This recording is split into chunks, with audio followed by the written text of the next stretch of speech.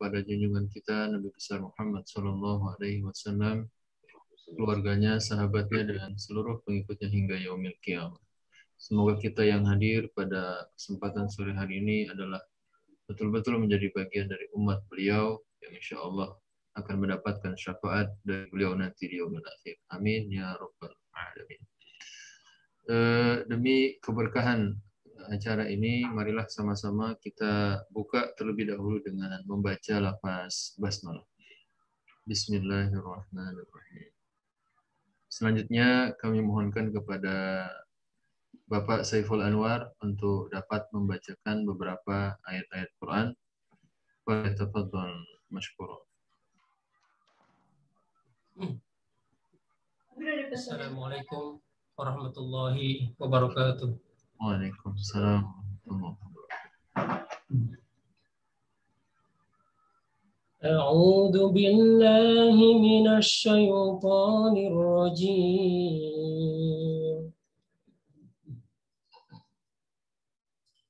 بسم الله الرحمن الرحيم. يا أيها الذين آمنوا إن كثيرا من الأحبار والرهبان ليأكلون أموال الناس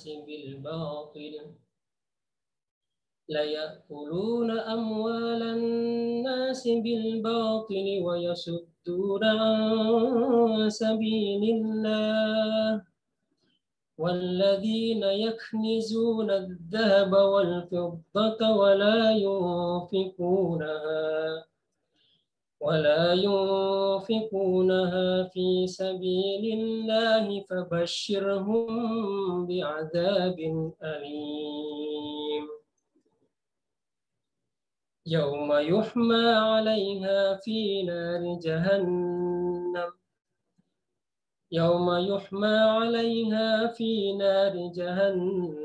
فتكوى بها جباههم وجنوبهم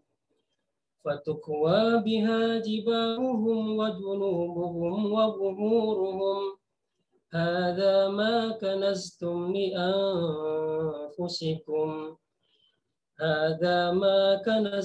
لأنفسكم فذوقوا ما كنتم تكنزون. Aku berlindung pada Allah dari godaan setan yang terkutuk.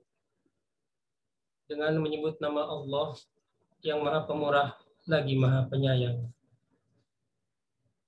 Hai orang-orang yang beriman, sesungguhnya sebahagian besar dari orang-orang alim Yahudi dan rahib-rahib Nasrani benar-benar memakan harta orang dengan jalan yang batil. Dan mereka menghalang-halangi manusia dari jalan Allah. Dan orang-orang yang menyimpan emas dan perak dan tidak menafkahkannya pada jalan Allah, maka beritahukanlah kepada mereka bahwa mereka akan mendapat siksa yang pedih. Pada hari dipanaskan emas perak itu dalam neraka jahanam, lalu dibakar dengannya dahi mereka, lambung dan punggung mereka. Lalu dikatakan kepada mereka, inilah harta bendamu yang kamu simpan untuk dirimu sendiri. Maka rasakanlah sekarang akibat dari apa yang kamu simpan itu. Shadaqallahul Azim. Maha benar Allah dengan segala firman-Nya. Assalamualaikum warahmatullahi wabarakatuh. Waalaikumsalam warahmatullahi wabarakatuh. Kami ucapkan terima kasih banyak pada Bapak Saiful Anwar yang telah membacakan beberapa ayat Al-Quran. Semoga kita yang mendengar dan yang membaca mendapatkan cucuran rahmat dari Allah Subhanahu wa Ta'ala. Baik, kita langsung saja ke inti acara kita pada sore hari ini, insya Allah. Sebelumnya saya akan membacakan kurikulum vitae singkat dari pembicara kita pada sore hari ini. Beliau adalah bernama Ustaz Rizkan Maulan LC MAG, pendidikan terakhir Master Agama S2 Tafsir Hadis YIN Syarif Hidayatullah Jakarta tahun 2000. Status marital menikah, dikaruniai 2 orang putri, agama Islam, kebangsaan Indonesia. Beliau aktif dalam seminar, workshop, dan training yang dilaksanakan baik di dalam maupun di luar negeri. Dan pekerjaan beliau saat ini adalah dosen di Institut Agama Islam Al-Aqidah Jakarta Timur, dosen SEBI Syariah Economic Banking Institute Ciputat Jakarta. Atau pernah ya Ustaz ya? Sudah. Dari tahun 2001 sampai 2004, Supervisor Haji Indonesia Representative of IDF sampai 2004, Sekretaris Dewan Pengawas Syariah dan Syariah Compliance Takaful Indonesia sampai 2009, Syariah Compliance Takaful Indonesia sampai 2011, Dewan Pengawas Syariah Haura Arzuda Media tahun 2012, dosen Sekolah Tinggi Ilmu Statistik PPS Jakarta sampai dengan sekarang, Dewan Pengawas Syariah Bank Jabar Banten Syariah sampai sekarang, Dewan Pengawas Syariah Asuransi Wahana Tata Takaful sampai dengan sekarang, Direktur Institute for Islamic Studies and Development Jakarta sampai dengan sekarang, dan Dewan Pengawas Syariah Rumah Zakat tahun 2016 sampai dengan sekarang. Insya Allah sibuk sekali ya Ustaz ya. Banyak aktivitas. Alhamdulillah masih bisa menemani kita pada sore hari ini, dan kebetulan memang karena kita MTUA lasnya bekerja sama dengan Rumah Zakat, jadi insya Allah sangat pas kajian kita sore hari ini untuk membahas fikih zakat kontemporer ya, insya Allah. Yang insya Allah akan disampaikan oleh beliau lebih kurang 45 menit ke depan, nanti ditambah dengan sesi tanya jawab. Falyatafadhal masykura, kami persilahkan kepada Ustadz Rizka Maulan untuk menyampaikan materinya. Ya, baik, terima kasih Ustaz Muslimin. Bismillahirrahmanirrahim. Assalamualaikum warahmatullahi wabarakatuh. Waalaikumsalam. Alhamdulillahilladzi ja'ala Ramadhana syahra shiyam walladzi unzila fihi al-Qur'an hudan lin-nasi wa bayyinatin minal huda wal furqan. Asyhadu an la ilaha illallah wahdahu la syarika lah wa asyhadu anna Muhammadan abduhu wa rasuluhu wa la nabiyya ba'dahu, amma ba'd. Yang saya hormati, saya sayangi dan saya banggakan rekan-rekan sekalian, soimin dan soimat, anggota dan pimpinan Majelis Ta'lim Ulul Albab PT Rekayasa Industri, yang dalam kesempatan ini alhamdulillah berkenan untuk mengundang dan mengadakan acara pengajian iftar online yang alhamdulillah ya Masya Allah ini luar biasa, meskipun masih pandemi tapi produktivitas baik duniawi maupun ukhrawinya tetap berjalan ya. Mudah-mudahan tambah berkah semuanya ya, tambah lancar rezekinya, tambah sehat, tambah rukun dan tambah sakinah mawaddah warahmah keluarganya insya Allah. Amin. Saya mau izin share materi ya Ustaz ya. Betul Ustaz. Ya baik, saya mau izin share materi. Nanti materinya insya Allah akan saya share juga ya di sini. Oke, sebelumnya mungkin saya tampilkan dulu. Ya. Memang kadang sering salah sebut kalau nama saya. Kadang ada yang menyebut Rizka, ada yang menyebut, kalau Rizka biasanya pakai jilbab ya. Oh iya, mohon maaf Ustaz. Saya salah baca. Rizka, Masya Allah. Ya, jadi ini nama saya Rizka Maulan, dan tadi juga di CV ada beberapa yang sudah perlu diupdate ya. Saya sudah tidak mengajar di Institut Agama Islam Al-Aqidah, tapi di Sekolah Tinggi Ilmu Statistik masih. Yeah. Kemudian saya juga sudah tidak lagi menjadi Dewan Pengawas Syariah di Bank BJB Syariah, tapi di beberapa asuransi syariah juga masih. Yeah. Ya. Dan ada beberapa yang baru juga. Jadi ya berputar dunia. Tapi insya Allah di Rumah Zakat saya masih sebagai Dewan Pengawas Syariah bersama dengan Ustadz Kardika Kintabuana. Ya. Baik, Bapak Ibu sekalian yang disayangi Allah, insan rekayasa industri yang disayangi Allah Subhanahu wa Ta'ala, kita mengupas tentang fikih zakat kontemporer. Ya. Pertama kita ingin mengupas dulu tentang apa isi zakat, ini mengulang kembali supaya kita pemahamannya sama, persepsinya sama. Kadang-kadang orang ketika disebut zakat masih ada persepsinya yang lain-lain seperti infak atau sedekah atau wakaf dan seterusnya. Jadi kita spesifik yang kita bahas hanya zakat saja. Secara bahasa zakat memiliki 4 pengertian. Yang pertama adalah tumbuh, yang kedua bersih, yang ketiga berkembang, dan yang keempat berkah. Jadi TBBB ya, tumbuh, bersih, berkembang, dan berkah. Mengapa dikatakan tumbuh? Karena zakat itu insya Allah dia akan menumbuhkan ekonomi. Ya. Jadi suatu masyarakat yang gemar mengeluarkan zakat itu biasanya ekonominya akan subur, ya, akan tumbuh. Ya. Di samping juga salah satu filosofi zakat, ya, harta yang dizakati itu adalah harta yang tumbuh, yang produktif. Yang tidak produktif, ya, seperti rumah yang kita tempati misalnya, pada prinsipnya tidak ada zakatnya. Ya. Yang kedua adalah bersih, karena dengan zakat itu insya Allah akan membersihkan harta. Ya, karena harta kita itu di dalam harta yang Allah berikan kepada kita, di dalamnya itu ada titipan Allah ya yang diamanahkan kepada kita untuk disalurkan kepada fakir miskin. Ya, jadi insya Allah dengan zakat itu akan menjadikan harta kita bersih. Di samping juga kadang-kadang dalam bekerja pun kita ya bisa jadi, apalagi sekarang seperti WFH gitu ya, yang kadang-kadang kalau kita masuk kantor aja kan jam kerjanya udah jelas ya, jam 8 sampai jam 5. Itu pun di kantor tidak 8 jam full kita bekerja. Kadang ada say hello ke teman, say hello ke keluarga, by phone, dan seterusnya. Maka untuk membersihkan penghasilan kita, itu salah satunya adalah dengan zakat.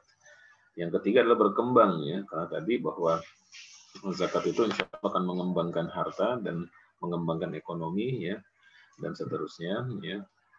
Kemudian yang keempat adalah bahwa zakat itu, dengan zakat insya Allah harta kita, ekonomi kita akan menjadi berkah.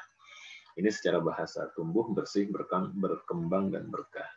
Sedangkan secara istilah zakat itu juga memiliki 4 kata kunci ya. Yang pertama adalah kewajiban, yang kedua atas sejumlah harta tertentu, yang ketiga pada waktu tertentu, dan yang keempat adalah untuk golongan tertentu. Ini definisi zakat secara istilah. Jadi mudah saja ya, kewajiban. Jadi kita harus paham bahwa zakat itu kewajiban, bukan anjuran. Karena sebagian ada yang memahami zakat itu anjuran. Masih ada yang memahami zakat itu anjuran. Ya. Jadi kita harus samakan persepsi dulu. Kenapa disebut kewajiban? Karena dia merupakan rukun Islam. Ya, bahkan dalam sebuah riwayat itu Nabi menyebut zakat itu urutannya ketiga. Ya, hadis bunyal Islamu ala khamsin itu, Islam ditegakkan di atas 5 perkara. Yang disebut ketiga oleh Nabi itu adalah zakat setelah sholat. Ya, jadi zakat itu kewajiban, bukan anjuran. Yang kedua, atas sejumlah harta tertentu. Tidak semua harta kena zakat. Ada nisabnya, ada batasannya. Ya. Kalau zakat mal ya harus mencapai 20 dinar ya, atau 85 gram emas, atau sekarang kira-kira 85 juta ya, dengan asumsi harga emas per gramnya adalah 1 juta rupiah. Kalau belum sampai di situ belum wajib. Ya. Kemudian pada waktu tertentu, ini juga tidak setiap waktu zakat itu, ada waktu-waktunya. Kalau zakat mal, ya waktunya adalah setahun sekali kalau sudah haul. Kalau zakat penghasilan, ya setiap kali kita mendapatkan hasil. Ya. Itu kira-kira begitu. Jadi tidak ngacak ya, tetapi ada waktu-waktunya. Dan yang keempat adalah untuk golongan tertentu. Karena zakat itu tidak boleh diberikan kepada orang lain. Yang berhak menerima zakat sudah dijelaskan oleh Allah secara eksplisit ya di dalam surat At-Taubah ayat 60. Innamas shadaqatu lil fuqara wal masakin wal 'amilina 'alaiha wal mu'allafati qulubihim wa fir riqab, dan seterusnya. Ada 8 asnaf yang selain 8 itu haram hukumnya menerima zakat. Ya, tidak boleh. Oke ya, jadi ini definisi zakat, kewajiban atas sejumlah harta tertentu pada waktu tertentu untuk golongan tertentu. Nah, perbedaan zakat, infak, dan sedekah, Bapak Ibu sekalian, kalau zakat itu spesifik tadi ya, kewajiban atas sejumlah harta tertentu pada waktu tertentu untuk golongan tertentu, spesifik banget nih ya. Nah, lebih luas dari zakat adalah infak. Kalau infak itu adalah mengeluarkan harta di jalan Allah Subhanahu wa taala untuk kebaikan. Nah, infak itu ada yang wajib, sunnah, dan mubah. Infak yang wajib diantaranya zakat, sehingga infak itu lebih luas dibandingkan dengan zakat. Infak yang wajib lainnya adalah seperti bapak-bapak memberikan nafkah kepada istri dan anaknya, itu infak wajib. Kalau ibu-ibu nggak punya kewajiban ngasih nafkah kepada suami, ya, yang punya kewajiban itu bapak-bapak. Makanya bapak-bapak kerja itu wajib. Kalau ibu-ibu bekerja itu tidak wajib, ya. Walaupun boleh, ya, seperti putri-putrinya Nabi Syuaib alaihissalam yang ketika sang ayah sudah tua renta, maka yang bekerja adalah putri-putrinya Nabi Syuaib. Memang kalau wanita bekerja harus ada izin dari walinya, orang tuanya atau suaminya. Nah, kemudian ada yang lebih luas daripada itu, namanya sodako. Nah, kalau sodako itu dia lebih luas dibandingkan dengan zakat, dibandingkan dengan infak. Kalau sodako itu adalah memberikan kebaikan kepada orang lain, baik harta maupun bukan harta. Kalau infak tadi kan memberikan harta kepada orang lain, ya di jalan Allah Subhanahu Wa Taala ada yang wajib, sunnah maupun mubah. Nah, kalau sodako memberikan kebaikan kepada orang lain, baik berwujud materi ataupun non materi.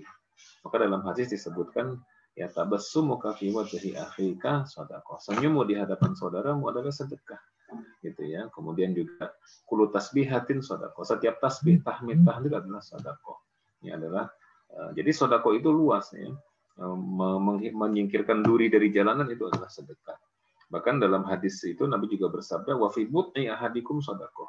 Seorang suami melakukan hubungan intim dengan istrinya itu juga sedekah. Tentu tidak di bulan Ramadan ya, tidak di siang hari Ramadan. Nah, jadi Bapak Ibu sekalian bisa kita pilahkan di sini antara zakat, infak, sedekah. Karena kadang-kadang masyarakat kita ini agak sulit membedakan. Seperti pernah ada yang keluarga saya yang kemudian bertanya ke saya, ya, saya masih punya kewajiban lain nggak ya? Saya setiap bulan udah mengeluarkan 2,5%. Saya tanya 2,5% itu waktu dikeluarkan untuk apa? Zakat, infak, sedekah. Dia bingung. Untuk apa ya? Nah, jadi kadang-kadang kita harus lebih serius. Kalau yang dia niatkan itu adalah infak dan sedekah, maka dia belum gugur kewajiban zakatnya. Tapi kalau dia sudah mengeluarkan zakatnya 2,5%, kewajiban zakatnya, dan dia tinggal mengeluarkan infak dan sedekahnya. Oke ya, ini ada penjelasan narasinya. Nanti bisa dibaca. Nah, keutamaan zakat, infak, sedekah ini sangat banyak sekali. Yang pertama, pahala yang berlipat ganda. Ya, Al-Baqarah 261 itu, mathalul ladzina yunfiquna amwalahum fi sabilillah kamathali habbah. Seperti ya kita membelanjakan harta di jalan Allah itu untuk zakat, infak, sedekah seperti kita menanam satu biji yang dari biji itu tumbuh 7 tangkai yang setiap tangkai melahirkan 100 biji. Ya, jadi 700 kali lipatnya. Kemudian yang kedua adalah tanda kebenaran iman. Ya. Nah, kenapa disebut sodakoh? Itu yang atas. Ya, kenapa sodakoh itu disebut dengan sodakoh? Kenapa tidak dengan istilah lain? Karena sodakoh itu adalah bukti kebenaran. Kalau kita ingin melihat iman seseorang itu benar, lihat bagaimana sodakohnya. Ya, karena sodakoh itu berasal dari kata-kata sodako yang artinya benar.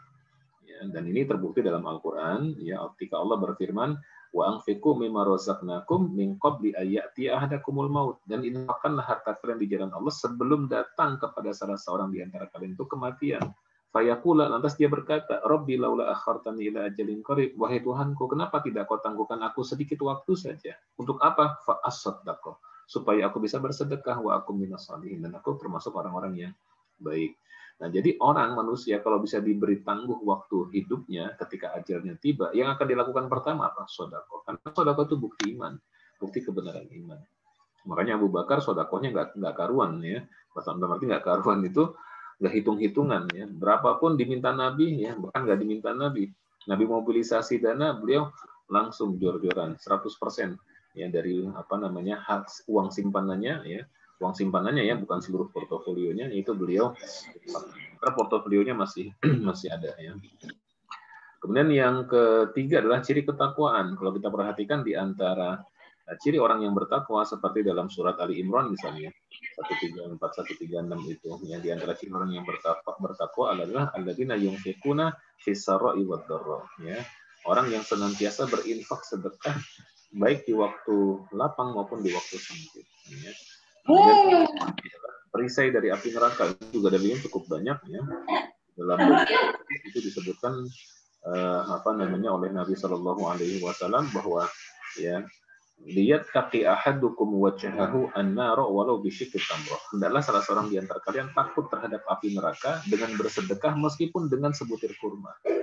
Kenapa? Karena sedekah sebutir ini baru sebutir kurma ya, apalagi kalau kita bersedekah 10 kilo kurma misalnya.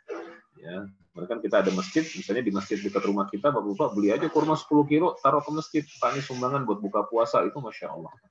Ya, 10 kilo kurma kali berapa? Tapi tentu bukan ingin dipuji dan dipuja ya, bukan ingin mendapatkan like ya, tetapi kita ingin betul-betul takut kepada Allah. Bisa mudah-mudahan kurma yang mungkin harganya juga tidak seberapa, itu bisa menjadi perisai bagi kita dari cilatan api neraka. Ya.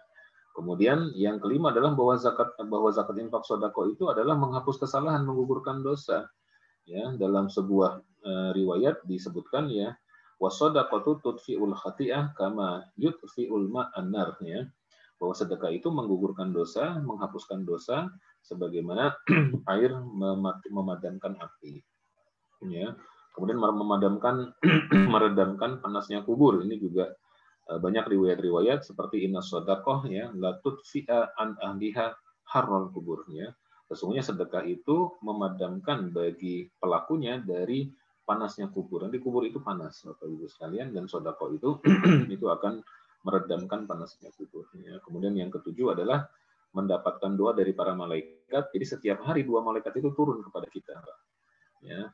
2 malaikat itu turun dan malaikat yang satu berdoa, Allahumma ati, ya Allahumma ati munfiqan ya, khalafan, ya Allah berikanlah orang yang berinfak di pagi ini khalafan, gantinya Allahumma, dan malaikat yang satunya berdoa Allahumma ati mumsikan talafan, dan malaikat yang satunya berdoa ya Allah berikan orang yang mumsik, yang tidak mau, yang ngekepin hartanya tidak mau berderma itu talafan, kehangusan dan kemusnahan hartanya. Jadi Bapak Ibu, kalau kita sering bersedekah, didoakan malaikatnya. Dan yang kedelapan adalah mendapatkan naungan Allah Subhanahu wa taala. Sab'atun yuzilluhumullahu fi zillihi yauma la zilla illa zilluh. Ada 7 golongan yang akan mendapatkan naungan Allah di hari tiada naungan kecuali naungan dari Allah. Salah satunya adalah warajulun tasaddaqa bi shadaqatin. Seseorang yang bersedekah dengan sedekahnya. Fa akhfaha, dan dia sembunyikan sedekahnya hatta la ta'lamu shimaluha ma yunfiqu yaminuha. Jadi bahkan tangan kirinya tidak tahu apa yang dilakukan oleh tangan kanannya. Dia sembunyikan betul. Ya, ini tanda keikhlasan. Ya. Disembunyikan tanda keikhlasan. Meskipun berinfak sedekah zakat itu juga tidak harus disembunyikan juga. Karena dalam Al-Quran surat Al-Baqarah yang lain, ketika Allah berbicara tentang orang-orang yang bersedekah itu, alladzina yunfiquna fis sarra wad dharra, alladzina yunfiquna amwalahum bil laili wan nahar sirran wa alaniyatan. Orang-orang yang mensedekahkan harta mereka di waktu siang maupun waktu malam, sembunyi-sembunyi maupun terang-terangan, falahum ajruhum inda rabbihim wala khaufun 'alaihim wala hum yahzanun. Mereka dua-duanya sama dapat pahala dari Allah. Jadi letak ikhlas itu tidak melulu harus sembunyi-sembunyi. Bisa jadi orang dia terang-terangan tapi dia ikhlas, ya. Karena ikhlas itu adalah amaliyah batinnya. Ini keutamaan dia. Nah, bagaimana kedudukan zakat dalam Islam? Yang pertama, dia merupakan rukun Islam yang ketiga. Ini berdasarkan hadis bunyan Islam ala khamsin. Meskipun di hadis Jibril itu zakat disebut sebagai rukun Islam yang keempat. Ya, kemudian yang kedua adalah bahwa zakat itu membentuk kesolehan masyarakat. Berbeda dengan sholat. Kalau sholat membentuk kesolehan pribadi, kalau zakat itu membentuk kesolehan masyarakat. Nah, yang ketiga adalah kafir bagi orang yang tidak mau berzakat. Ya, wa wailul lil musyrikin alladzina wa wailul lil musyrikin alladzina la yu'tuna zakata wa hum bil akhirati hum kafirun, ya. Neraka wel bagi orang-orang yang musyrik. Siapa mereka? Yaitu orang-orang yang tidak menunaikan zakat, ya. Dan terhadap hari akhirat mereka mengingkari. Ya. Kemudian yang keempat adalah zakat dengan sholat itu digandeng dalam Al-Quran oleh Allah Subhanahu wa taala sebanyak 27 tempat, ya. Wa aqimus sholata wa atuz zakat, dan ayat yang sejenis ini ternyata ada 27 tempat. Bahkan ada yang menghitung 28 tempat, ya. Tapi kita ambil yang 27 tempat aja. Ini menggambarkan kepada kita apa? Urgensi zakat yang sangat luar biasa. Masyarakat kita paham tentang urgensi sholat, Masya Allah. Ya, kalau nggak sholat kafir kamu, gitu ya. Kalau orang Betawi, lu kagak sholat kafir lu. Kalau orang Betawi gitu ya. Tapi kalau zakat nggak begitu, orang nggak zakat ya biasa aja. Gitu. Padahal dalam Al-Quran zakat dengan sholat digandeng 27 kali dalam 27 tempat. Jadi menggambarkan bahwa positioning zakat dengan sholat itu tidak berbeda. Dia rukun Islam. Gitu. Ya, tapi pemahaman kita masih ada gap-nya. Masih jauh antara api dengan panggang, dan ini bisa kita lihat bagaimana potensi zakat yang terhimpun, potensi zakat yang ada dengan dana zakat realitas yang terhimpun. Masih jauh, baru nggak sampai 10%-nya. Ya. Kalau nggak salah, potensi zakat itu sampai 300 sekian puluh triliun, ya. Mungkin yang terhimpun mungkin baru 2-3 triliun aja. Ya, kecil sekali. Ya, masih kecil sekali, ya. Jadi karena pemahaman masyarakat masih belum baik terkait dengan zakat. Nah, yang kelima adalah bahwa zakat itu merupakan salah satu bangunan sistem ekonomi Islam. Dalam Al-Quran misalnya Allah berfirman dalam surat Al-Baqarah itu yamhaqullahu riba wa yurbis sadaqat. Allah akan memusnahkan riba dan menyuburkan sedekah. Nah, di Indonesia ini Bapak Ibu sekalian, ekonomi konvensional ribawi itu masih sangat besar sekali. Ya, perputaran dana kita itu, ini kalau nggak salah data terakhir itu syariah itu baru 6, sekian persen ya, yang peredaran uang di perbankan syariah baru 6, sekian persen, masalah 6,4%. Mungkin kalau ada update nanti tolong saya disampaikan. Jadi yang masih 13,4%-nya, 93,4%-nya itu masih di konvensional, masih ribawi. Nah, bisa jadi kenapa riba masih merajalela di Indonesia? Ini belum kita menghitung yang di pinggir-pinggir jalan tuh gadai handphone apa segala macam, belum yang masuk gang rumah yang pakai topi bawa catatan ya, dan kemudian sering menjerat para masyarakat kita, itu belum terhitung. Nah, ini bisa jadi merajalelanya riba di negeri kita ini karena memang sedekah, zakat infak sedekah kita belum maksimal. Gitu. Karena tadi teorinya adalah dari Allah adalah kalau sedekah, zakat, infak, sedekah subur, ya riba pasti musnah. Gitu. Ya, nah sekarang riba masih merajalela. Ini berarti bahwa logika terbaliknya. Ini berarti bahwa zakat, infak, sedekah di kita masih belum masif, masih belum terhimpun dan terdistribut dengan baik. Oke, baik. Kemudian lanjutnya, sanksi bagi yang menolak zakat. Orang yang menolak zakat itu ada 3 sanksinya. Yang pertama, dia berdosa. Ini bagi yang mengetahui dia wajib, tapi nggak mau menunaikan zakat. Dia tahu zakat itu wajib, tapi berat mengeluarkan zakat itu, dia berat. Ya, masih ada sifat bakhilnya di dalam hatinya. Dia berat, masih belum mau mengeluarkan zakat. Jadi berdosa. Nah, yang kedua adalah diperangi. Jadi ada satu komunitas, misalnya komunitas apa gitu kan. Ya, komunitas apalah namanya, kami menolak zakat. Nah, itu komunitas harus diperangi ya. Kami warga RW sekian menolak membayar zakat, itu harus diperangi satu itu. Ya, ini sebagaimana dilakukan oleh Abu Bakar ketika beliau menjadi khalifah, yang ada satu komunitas, satu masyarakat yang mereka menolak membayar zakat. Diperangi oleh Abu Bakar. Sampai Umar aja nanya, itu bukan tipikal Abu Bakar. Harusnya yang suka memerangi itu kan Umar ya, yang keras gitu ya. Nah, Abu Bakar ditanya sama Umar, apakah kamu akan memerangi orang yang melaksanakan sholat dan mengucapkan kalimat syahadat? Ya.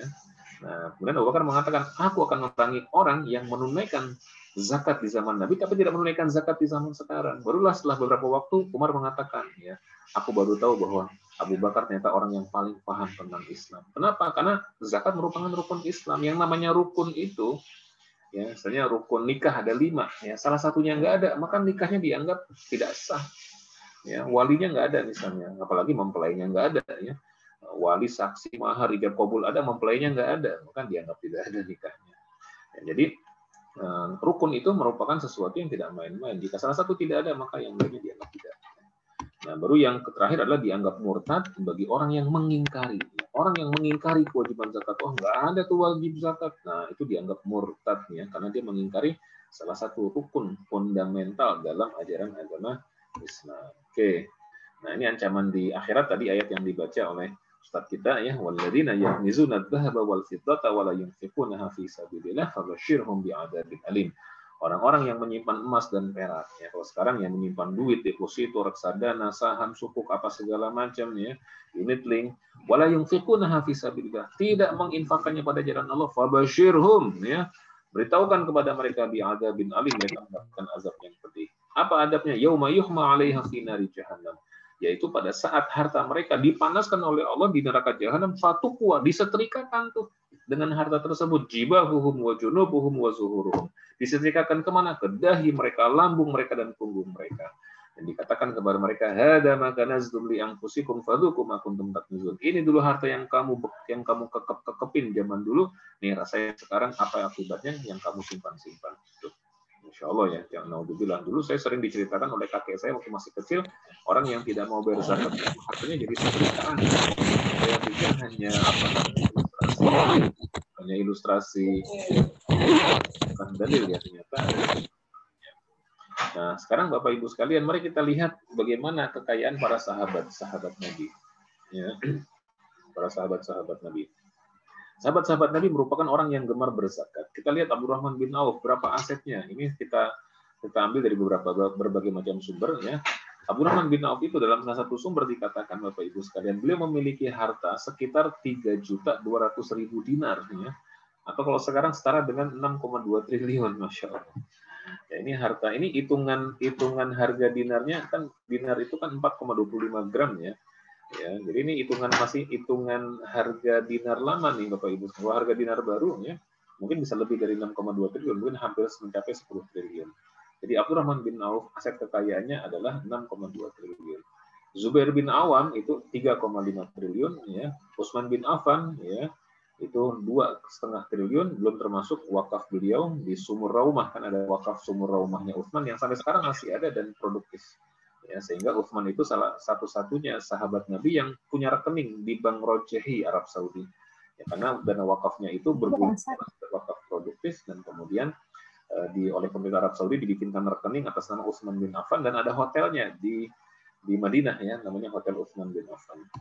Kemudian yang keempat adalah Tolhah bin Ubaidillah radhiyallahu anhu memiliki harta kira-kira mencapai 1,8 triliun ya. Kemudian juga Sa'ad bin Abi Waqqas juga sama memiliki harta kira-kira sangat besar ya, 15,3 miliar ya. Ini yang terhitung ya. Demikian juga dengan yang lain-lain. Nah, kita lihat juga bagaimana kedermawanan Nabi. Nabi Shallallahu Alaihi Wasallam adalah orang yang paling dermawan. Salah satu bentuk kedermawanan Nabi, beliau pernah menginfakkan 100 ekor unta kepada sahabat yang bernama Aqra bin Habis. Dan juga memberikan 100 ekor unta kepada sahabat yang bernama Uyainah.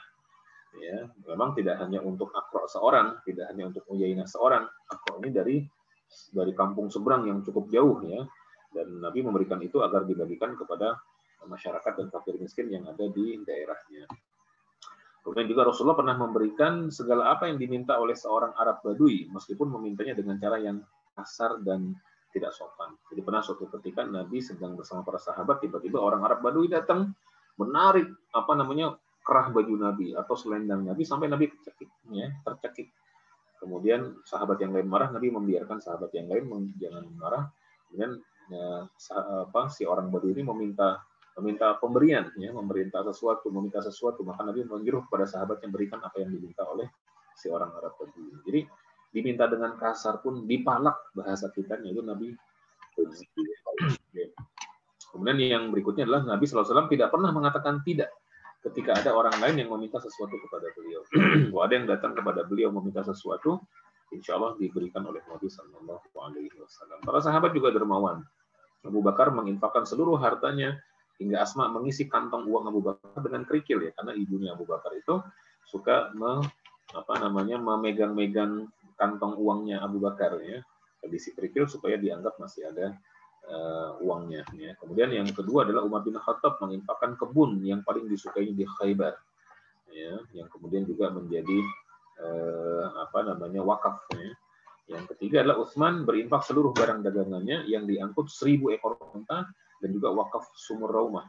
Jadi ketika masa paceklik di Madinah, ya, Utsman itu menarik balik kafilah dagang beliau yang ada di Syam dan itu menggunakan 1.000 ekor unta. Ya. Jadi komoditas yang dijual oleh Utsman di Syam itu ditariknya, itu ada makanan, ada pakaian, ada apa segala macam, itu banyaknya sekitar 1.000 ekor unta. Dulu kontainernya adalah memakai unta itu untuk mengangkut bahan-bahan perdagangan. Juga Sumur Raumah, ya. Sumur Raumah ini kan kisahnya adalah kisah di zaman paceklik, di zaman Utsman bin Affan, di zaman Nabi Shallallahu Alaihi Wasallam itu, kemudian kaum muslimin kesulitan air, ya, dan satu-satunya sumur yang masih ada airnya adalah sumur milik orang Yahudi di sebuah area tanah namanya Raumah. Nah, di tanah ini kemudian Nabi kaum muslimin ngambil air ke situ, tapi orang Yahudi ini licik. Setiap umat Islam mau ngambil air, dia mintain uang. Kalau yang mau ngambil air di tempat saya bayar, gitu. Tidak disebutkan bayarnya berapa, tapi bayar kira-kira begitu. Nah, akhirnya Nabi bersabda, siapa yang bisa membebaskan sumur ini, maka dia akan mendapatkan yang lebih baik di dalam surga. Maka itu umat Utsman termotivasi. Dan Utsman akhirnya datang ke Yahudi tadi, nego. Hei Yahud, ya, hei orang Yahudi, ya, mau nggak kamu jual sumur kamu itu? Yang saya akan beli dengan harga mahal. Yahudi ini nggak mau. Oh, nggak mau, saya ini portofolio saya. Nanti kalau saya jual, saya dapat uang dari mana? Nah, Utsman adalah pedagang. Jadi tahu bahasa pedagang. Udah, tetap milik kamu, tapi 50%. Ya, saya beli sahamnya setengah, gitu. Kira-kira begitu. Ya, jadi kamu dapat uang cash banyak, tetap milik kamu juga. Jadi cuma kamu 50%, saya 50%. Nanti kita gantian. Senin punya kamu, Selasa punya saya, Rabu punya kamu, Kamis punya saya. Gitu kira-kira tawaran Utsman. Yahudi ini setuju. Dibeli sama Utsman 50%. Nah, setelah dibeli 50%, baru Utsman bilang ke kaum muslimin, kaum muslimin, ambil air di sini untuk 2 hari. Karena hari Senin milik saya, Selasa milik Yahudi. Rabu milik saya, Kamis milik Yahudi. Akhirnya umat Islam mengambil untuk persediaan 2 hari setiap jatahnya Utsman, ya. Sampai kemudian Yahudi ini nggak ada yang beli, dan akhirnya didatangi lagi oleh Utsman. Udah, gimana, lepas aja, saya beli. Akhirnya dijual oleh Yahudi tersebut dan dibeli oleh Utsman, dan oleh Utsman diwakafkan tanah Raumah itu. Dan Raumah itu adalah tanah yang ada sumurnya, tapi tanahnya juga cukup luas. Di tanah itu ditanamin pohon kurma. Setiap pohon kurmanya menghasilkan sama Utsman, setengahnya disedekahkan, setengahnya dijual dan digunakan untuk membeli tanah lagi, gitu. Terus begitu, dan itu berkembang terus, berkembang sampai ketika kerajaan Arab Saudi ada, ya, akhirnya dikelola oleh kerajaan Arab Saudi dan kemudian dibikinkan akun ya, atas nama Utsman bin Affan di Bank Rajahi, dan bahkan akunnya itu nilainya sangat besar sekali, dan bahkan bisa dibangunkan atas hasil wakafnya itu sebuah hotel di Madinah yang namanya Hotel Utsman bin Affan. Luar biasa ya, itu wakaf produk. Nah, kemudian Abdurrahman bin Auf menginfakkan setengah harta kekayaannya ditambah dengan 40.000 dirham, kurang lebih 160 miliar. Tuh, Masya Allah. Ada nggak Bapak Ibu sekalian ya, sekarang orang yang infak 160 miliar. Plus 500 ekor kuda, plus 500 ekor unta. Berapa tuh harga 500 ekor kuda? Ya. Harga unta paling murah itu ya kira-kira 40-50 juta. Ya. Nggak tahu kalau kuda saya nggak tahu berapa harganya. Ya, jadi 50 juta kali 500 ekor, Masya Allah. Tambah belum kudanya ya. Ini kedermawanan para sahabat. Kemudian Hakim bin Hizam menjual rumahnya dan mensedekahkan seluruh hasil penjualannya fi sabilillah. Kalau kita lihat para sahabat itu kayaknya Masya Allah ya. Talha bin Ubaidillah menginfakkan 400.000 dirham, kurang lebih sekitar 28 miliar. Kita tuh ya Allah, kok mereka luar biasa ya. Kita boro-boro 1 miliar ya, ngeluarin uang, ngeluarin zakat aja kadang-kadang ya. Karena zakat itu kan kalau 2,5%, misalnya Bapak Ibu nih punya simpanan 1 miliar, zakatnya berapa? 25 juta. Ya, berat nggak 25 juta? Berat Bapak Ibu ya. Jadi kita yang udah wajib aja itu masih berat. Ini sahabat-sahabat Nabi itu Masya Allah, makanya luar biasa keimanan mereka. Sahabat Ansar berinfak menjamu makan sahabat yang kelaparan padahal dia juga kekurangan. Artinya infak sodako itu tidak hanya dilakukan oleh orang-orang kaya aja, orang yang miskin pun. Jadi ada sahabat Nabi datang, dia kondisinya kelaparan, minta belum makan 2 hari. Maka Nabi membawa sahabat ini ke rumahnya. Di rumah Nabi, di salah satu rumah istrinya, dan di beberapa rumah istrinya yang lain, tidak ada makanan. Akhirnya Nabi membawa lagi ke masjid dan menawarkan kepada para sahabat, siapa yang mau menjamu tamuku ini. Ya, maka salah seorang dari sahabat Nabi angkat tangan, saya wahai Nabi, sahabat dari Ansor.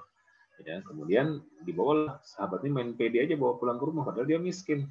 Sampai di rumah, dia suruh duduk dan dia bilang ke istrinya, wahai istriku, tolong siapin makanan buat tamu Rasulullah ini. Kata istrinya, celakalah engkau wahai suamiku, kita nggak ada makanan. Satu-satunya makanan yang ada itu adalah gandum sedikit, yang ini adalah jatah anak kita yang lagi tidur. Biasanya tengah malam dia bangun minta makan. Apa kata suaminya? Udah, nanti kalau anak kita bangun dinina bobokkan saja dia. Berikan makanan itu untuk tamu Rasulullah SAW ini. Ini tamu Rasulullah loh. Saya udah berjanji menjamu dia. Terus kata istrinya, kalaupun ini kita masak, ini nggak cukup 2 piring. Hanya cukup 1 piring. Dan adab dalam menyediakan makanan untuk tamu, kita jangan hanya tamunya kita kasih minum, kitanya nggak minum. Jangan tamu kita kasih makan, kita nggak makan. Harus minimal tamu dan kita sama-sama minum dan sama-sama makan. Ya, nggak cukup ini kalau dibagi 2, terlalu sedikit. Apa kata suaminya? Hidangkan 2 piring. Ya. Nanti piring yang hidangkan 2 piring, nanti makanan tersebut kasih ke piring. Salah satu piring, yang piring satunya kosong. Piring yang ada isinya kasih ke tamu tersebut, piring yang kosong kasih ke saya. Kata suaminya gitu. Kan kelihatan. Nah, nanti pada saat kamu menghidangkan, kamu senggol itu lampu. Sehingga lampunya jatuh, mati. Nah, sehingga dalam kondisi mati lampu, kamu berikan piring yang berisi makanan kepada tamunya Rasulullah, dan piring yang kosong berikan kepada aku. Yang dilakukan oleh sang istri, disenggol lampunya, kemudian dihidangkan makanan tersebut kepada tamu Rasulullah SAW tersebut. Ya. Dan kemudian tamunya makan dengan lahap. Masya Allah. Tamunya makan dengan lahap. Dan si sahabat ini pura-pura makan aja dengan piring kosong. Ya, dan kemudian keesokan harinya mereka ke masjid, Rasulullah sudah menyambut mereka di pintu masjid sambil tersenyum dan mengatakan, Allah berterima kasih atas perbuatan kalian berdua, ya, di rumah kalian berdua, pada tamu kalian berdua. Dan turunlah ayat ketika itu, wa yu'thiruna ala anfusihim walau kana bihim khassasah. Ya, ayat surat Al-Hasyr ya, tentang ithar, ya, Masya Allah. Oke, baik. Bapak Ibu yang dirahmati Allah, ya. Nah, sekarang tadi udah kita lihat bagaimana kedermawanan Rasulullah, para sahabat dalam membelanjakan harta di jalan Allah. Nah, sekarang kita mau membelanjakan juga di jalan Allah, Ustaz. Gimana adab dan dalam membayar zakat? Ada adab-adabnya. Yang pertama, ikhlas. Ya, niatkan kita membayar zakat itu bukan ingin mendapatkan like, bukan ingin dipuji, bukan ingin mendapatkan penghargaan di kantor supaya dikenal sebagai orang dermawan, enggak. Tapi semata-mata ikhlas karena Allah. Yang kedua adalah tidak diambil kembali.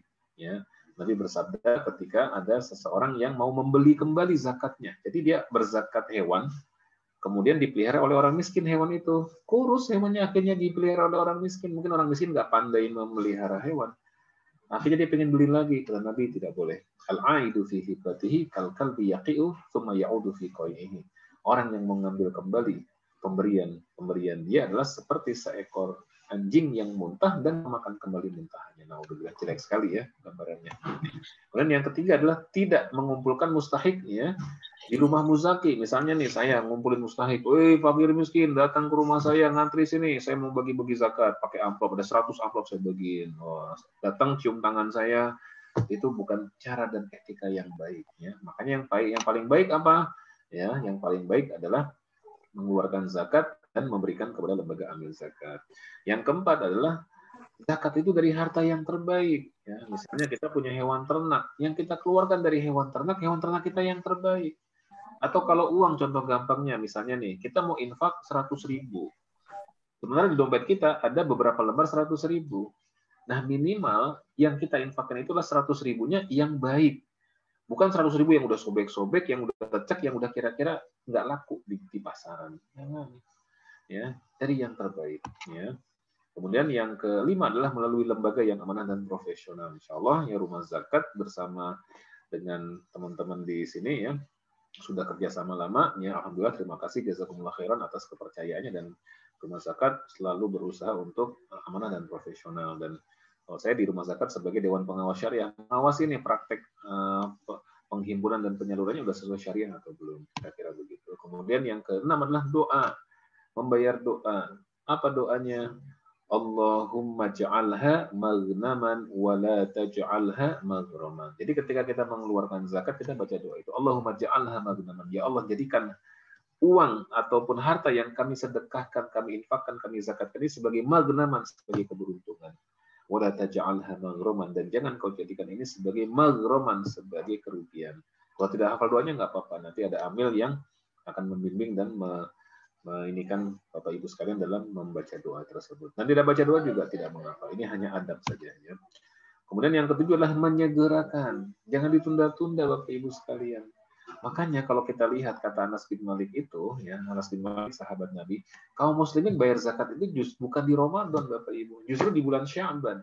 Kanal muslimuna, kata Anas bin Malik, idza dakhalu Sya'ban akabu 'alal masakhif faqara'uha wa akhraju zakata amwalihim. Kaum muslimin, kata Anas bin Malik, kalau masuk bulan Sya'ban, mereka gemar baca Quran dan mereka gemar mengeluarkan zakat mal mereka.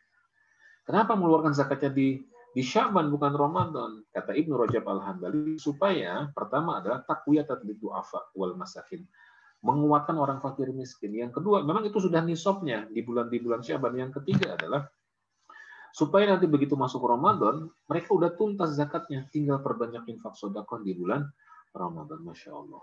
Tuh, luar biasa kan kaum muslimin, teman sekalian. Jadi disegerakan, jangan ditunda-tunda. Karena kita menunda pembayaran zakat itu kita nanti jadi orang yang zalim. Kita boleh mengatur, memanage ya. Misalnya kira-kira ada berapa permintaan ya, misalnya lembaga ABC gitu dari zakat pribadi kita, maka kita boleh men-split menjadi beberapa ini, masih dekat rumah kita supaya kebagian, yayasan tempat kita ada pengajian juga, itu boleh saja seperti itu ya.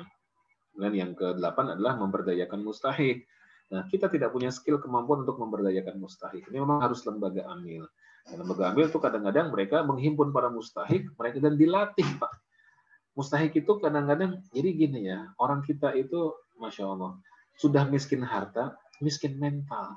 Ya, sebagai contoh ya, di suatu tempat pernah ya ada penyaluran zakatnya Pak. Dengan cara yang sederhana di masyarakat ini, itu di situ rumputnya bagus, sehingga amil zakat itu menginisiasi untuk kita kasih mereka domba saja. Ya, dikasih 3 ekor domba Pak atau kambing ya. 1 jantan, 2 betina, disuruh melihara. Pak, mau nggak miara ini kerjasama dengan kami? Ya Bapak piara aja, kan rumput banyak di sini ya. Nanti ya kalau dia beranak ya kita bagi 2 anaknya gitu. Bagi hasil gitu, dari hasil itu. Jawaban mereka apa jemaah? Jawaban mereka adalah udah saya mentahnya aja deh. Ya, saya mentahnya aja, nggak mau apa namanya melihara, itu minta uangnya aja. Ini miskin mental nih masyarakat kita kadang-kadang. Sehingga mengelola fakir miskin dan mustahik ini para jamaah itu bukan perkara mudah. Harus tim yang profesional. Kita harus undang dulu mereka baik-baik ya. Kemudian kita bujuk baik-baik. Kemudian kita training dulu. Kadang-kadang kita mengundang trainer yang kompeten ya, yang supaya mereka itu punya keyakinan diri dan mereka harus diberi motivasi bahwa mereka itu juga bisa. Mereka sama dengan orang-orang yang berhasil itu gitu. Nah, jadi memberdayakan mustahik ini, dan kalau rumah zakat ada program-program seperti desa berdaya. Jadi satu desa itu diberdayakan dari segala macam sisi, pendidikan, kesehatan, ekonomi, sosial, budaya, dan seterusnya. Ya. Ini ada pembayar zakat. Oke, yang berikutnya adalah, sekalian dirahmati Allah, syarat harta yang wajib dizakati. Harta yang wajib dizakati, syarat itu yang pertama halal dan thayyib. Ya. Halal itu artinya baik, ya. Halal itu artinya halal, ya. Tidak haram. Thayyib itu artinya baik. Ya. Ini thayyib bukan thayyib yang biasa di lagu dangdut yang 3 lebaran nggak pulang-pulang ya Bapak Ibu sekalian ya. Thayyib itu artinya dia bukan yang menimbulkan mudorot. Ya. Kalau makanan daging itu halal, ya, dan thayyib. Jeroan sapi itu halal, tapi dia tidak thayyib. Kenapa? Banyak menimbulkan penyakit. Bukan berarti haram, tidak juga. Dia halal tapi tidak thayyib. Nah, syarat harta yang wajib dizakat itu yang halal dan thayyib. Ya. Yang kedua adalah produktif. Yang tidak produktif, misalnya nih, rumah yang kita tempati. Kita punya tanahnya nganggur, misalnya kebun, nggak ditanamin apa-apa, nggak ada zakatnya, kecuali tanahnya disewakan ya untuk parkiran sepeda motor atau parkiran mobil. Kalau di Jakarta kan biasanya di komplek-komplek tuh ya, susah parkir, kayaknya punya lahan nggak usah diapa-apain, disewain buat parkir, itu menghasilkan. Nah, kalau produktif baru dia ada zakatnya. Kalau tidak produktif, prinsipnya tidak ada zakatnya. Yang ketiga, kepemilikan sempurna, milkut tam. Kalau bukan milik kita sempurna, maka kita tidak wajib mengeluarkan zakat. Contoh, ya, kita punya usaha. Ya, usaha kita, ada investor yang modal ke kita. Misalnya dia modal ke kita 200 juta. Saya investnya ke Bapak 200 juta. Oke, kita. Uang 200 juta ini bukan uang kita, Pak, tapi uangnya investor. Maka atas uang ini kita tidak wajib zakat. Yang wajib zakat siapa? Dia tuh si investornya.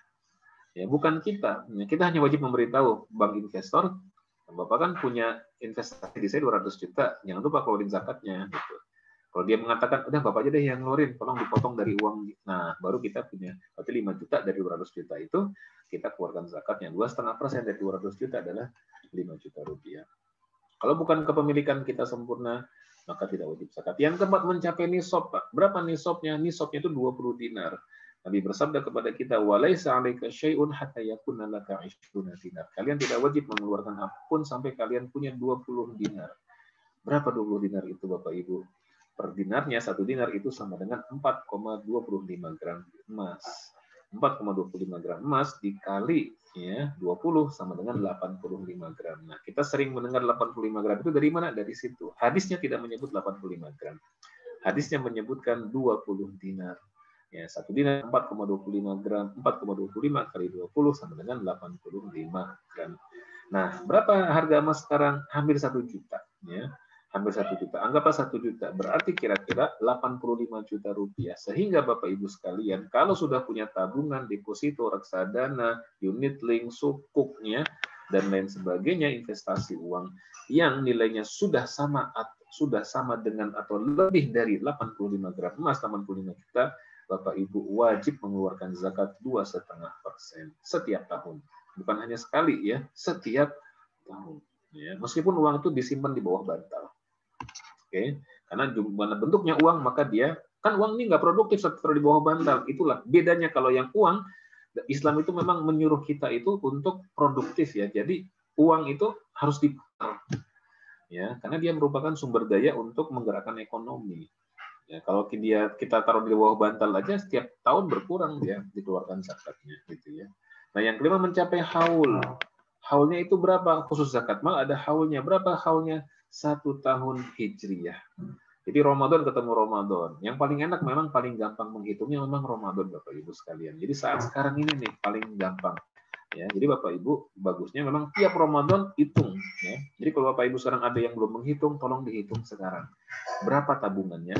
Berapa depositonya? Kalau punya reksadana berapa reksadananya? Kalau punya saham berapa sahamnya? Ya, kalau punya unit link berapa NAV-nya? Ya, nilai aset bersihnya atau NAV-nya, net asset value-nya berapa? Ya, dijumlah di total. Kalau sudah mencapai lebih dari 85 juta rupiah, wajib dikeluarkan zakatnya. Kemudian yang keenam, terbebas dari hutang. Bapak Ibu punya hutang, punya Ustaz. Yang jatuh tempo hari ini ya, maksudnya yang jatuh tempo bulan ini ya, bukan yang akumulasi. Contoh hutang rumah ya. Kita kan beli rumah nyicil kan, karyawan Bapak Ibu sekalian. Masa karyawan beli rumah cash, gengsi dong. Aneh kalau karyawan beli rumah cash ya. Ini uang dari mana? Kalau karyawan seperti kita beli rumah pasti nyicil, ya bukan pasti ya. Kebanyakan nyicil, kecuali yang mungkin memang sudah tajir dari dulunya. Ya. Kita beli rumah nyicil menggunakan bank syariah segala macam. Nah, cicilan itu kan panjang tuh, ada yang 10 tahun, 15 tahun. Jadi jangan dihitung utang kita akumulatif. Wah, itu mah banyak sekali. Utang kita yang jatuh tempo sekarang. Misalnya kita punya uang 200 juta. Cicilan utang kita sekarang 10 juta misalnya. Kalau dikurangi 200 juta dikurangi 10 juta. Jadi sama dengan 190 juta. Itu yang dikalikan 2,5%. Oke ya Bapak Ibu sekalian. Nah, kemudian kita masuk ke sekarang zakat kontemporer yang pertama, yaitu zakat penghasilan. Zakat penghasilan adakah dasarnya Bapak Ibu sekalian? Ini sering jadi polemik. Ya. Dasarnya ada. Yang pertama Al-Quran dan As-Sunnah. Al-Quran Al-Baqarah 267. Ya ayyuhalladzina amanu anfiqu min thayyibati ma kasabtum. Hai orang-orang yang beriman, infakkanlah di jalan Allah ma kasabtum, dari apa yang kalian usahakan. Kasab itu usaha. Jadi segala macam bentuk kasab usaha itu ada zakatnya. Di zaman Nabi namanya usaha itu hanya 3 yang populer. Yang pertama adalah peternakan, ya. Peternakan onta itu banyak di Hudaybiyah. Yang kedua adalah pertanian, yaitu perkebunan masyarakat Madinah berupa perkebunan kurma, dan yang ketiga perdagangan, masyarakat Mekah rata-rata pedagang. 3 ini adalah kasabnya orang-orang Arab di zaman itu. Ya, sehingga memang dalam hadis yang disebut hanya itu. Tidak mungkin di zaman Nabi menyebut setiap gaji pegawai. Zaman itu nggak ada pegawai yang digaji, Bapak Ibu. Setiap profesional yang punya income. Zaman itu nggak ada konsultan konstruksi, konsultan engineering, nggak ada di zaman itu, sehingga nggak mungkin Nabi menyebut sesuatu yang tidak dipahami oleh para sahabat. Ya. Tetapi dasar ayatnya sudah ada, Al-Baqarah 267. Maka sabetum, kata-kata kasab itu usaha, jadi segala macam bentuk usaha. Yang usahanya dokter, yang usahanya akunting, yang usahanya trainer, yang segala macam usaha, maka wajib mengeluarkan zakatnya, gitu ya. Al-Baqarah 267. Juga hadis muttafaqun alaih dari Ibnu Abbas ketika beliau mengutus Mu'adz bin Jabal ke Yaman. Fa'lamhum annallaha iftaradu alaihim. Beritahukan kepada mereka, Allah menfardukan kepada mereka zakat dari harta mereka, tu'khadhu min aghniyaihim wa turaddu ila fuqara'ihim, yang diambil, dijemput dari orang-orang kaya di antara mereka, didistribusikan kepada orang fakir di antara mereka. Dan itu sifatnya general, umum. Ya. Dari kekayaan itu kekayaan umum, kekayaan yang disimpan maupun kekayaan yang dihasilkan. Yang kedua adalah yang pertama kali menerapkan zakat penghasilan itulah Umar bin Abdul Aziz. Ingatlah, Umar bin Abdul Aziz itu wafat tahun 101 Hijriah. Beliau masih atba'ut tabi'in. Kalau tidak tabi'in, beliau masih tabi'in, masih ketemu sahabat. Ya.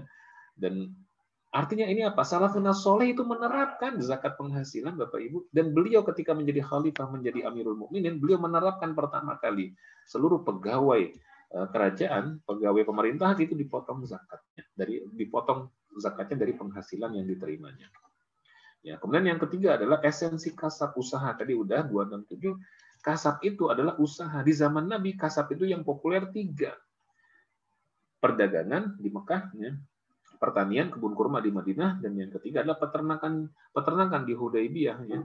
Di tengah-tengah gurun itu kadang-kadang ada peternakan memelihara unta dan lain sebagainya. Dan itu yang banyak disebut nasnya dalam hadis. Ya, tidak mungkin disebut itu profesi konsultan engineering misalnya, nggak ada di zaman Nabi, nggak mungkin disebut. Kira-kira begitu. Tapi jamaah sekalian, ya, ini pemahaman. Artinya kita tafadhol saja.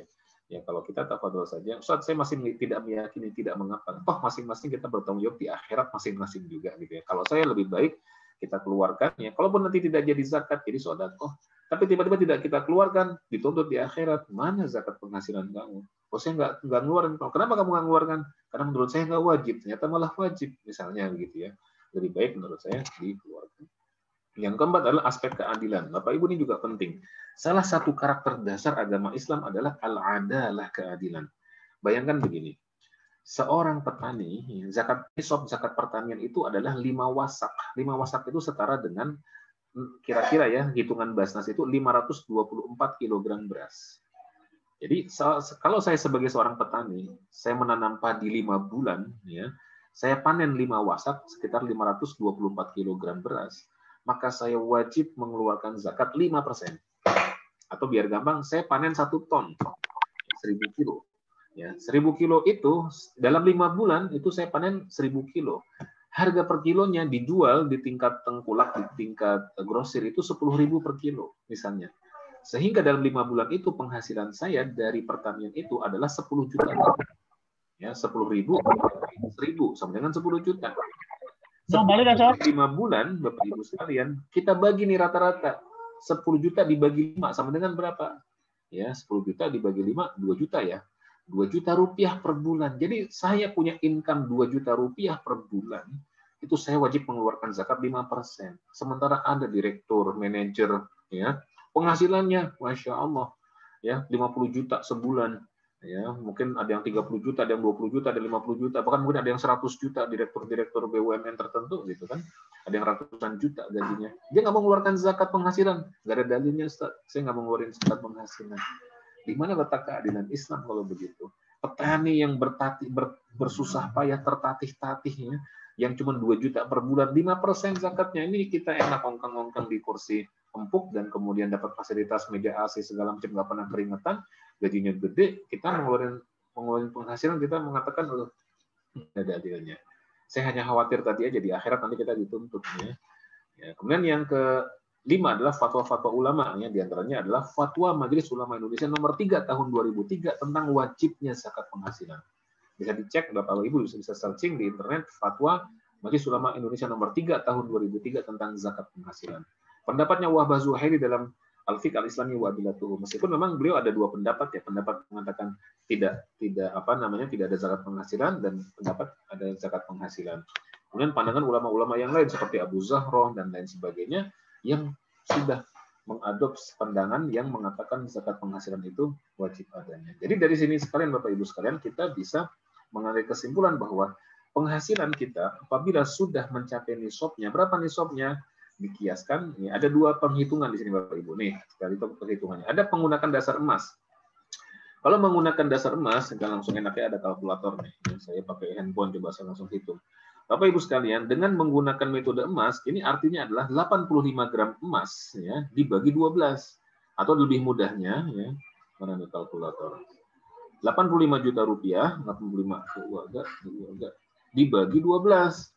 Sama dengan 7.083.000 rupiah. Jadi, ya, kalau dengan menggunakan dasar emas itu artinya diakumulasi penghasilannya. Kalau dalam setahun penghasilannya sudah mencapai 85 juta rupiah, maka baru dia wajib mengeluarkan zakatnya. Atau zakat per bulannya itu sudah mencapai 7.083.000 rupiah. Maka wajib dia mengeluarkan zakatnya 2,5%, ya, setiap gajian. Nah, yang kedua dengan menggunakan dasar pertanian. Menggunakan dasar pertanian ini, ya, dengan menggunakan tadi metode pertanian. Kalau umpamanya Bapak Ibu sekalian rahmati Allah, ya, ini nisabnya zakat pertanian itu 5 wasak. 5 wasak itu sama dengan 524 kg beras. Berapa harga beras sekarang per kilo, bukan per liternya? Misalnya 12.500, ya. Maka kita akan keluar angka, ya, 6.550.000 rupiah. Atau kalau berasnya yang sekarang anggaplah 15.000 rupiah.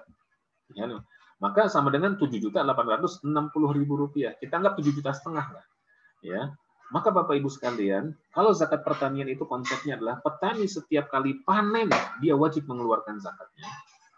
Ya, jadi petani setiap kali dia panen wajib mengeluarkan zakatnya. Maka kita sebagai pekerja, sebagai profesional, setiap kali kita bekerja dan kita mendapatkan hasil, kita panen, ya mungkin tanggal 25, ya, ada yang tanggal 27, ada yang tanggal 1, ya terserah tanggal berapa.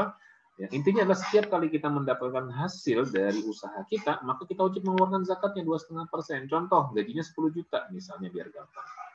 Ya, take home pay-nya 10 juta rupiah. Saat saya take home pay-nya 10 juta rupiah. Berapa zakat saya? Gampang, tinggal dikali 2,5% setiap bulan. Berapa itu? Cuma 250.000 rupiah. Kecil Bapak Ibu sekalian. Ya, 250.000 rupiah. Ya. Keluarkan zakatnya itu insya Allah berkah. Ya. Karena tadi makna zakat itu tumbuh, berkah, bersih, dan berkembang. Insya Allah dengan zakat itu berkembang. Jadi Bapak Ibu sekalian itu seperti itu. Nah sekarang juga ada bonus dan THR. Apakah bonus dan THR itu ada zakatnya? Jawabannya, mari kita kupas sebagai berikut. Apa substansi bonus dan THR? Substansi bonus dan THR itu adalah imbal pemberian dari pemberi kerja yang dikaitkan dengan pekerjaan seseorang di satu institusi tertentu. Seperti Bapak Ibu di kantornya nih, sekarang di kantor Bapak Ibu sekalian, dapat THR nggak? Dapat. Dapat bonus nggak? Kalau ada keuntungan perusahaan, kita juga dapat. Apakah itu masuk penghasilan? Pada intinya dia merupakan penghasilan. Dia adalah imbal pemberian dari pemberi kerja yang dikaitkan dengan pekerjaan seseorang atau seorang pegawai di institusi tertentu.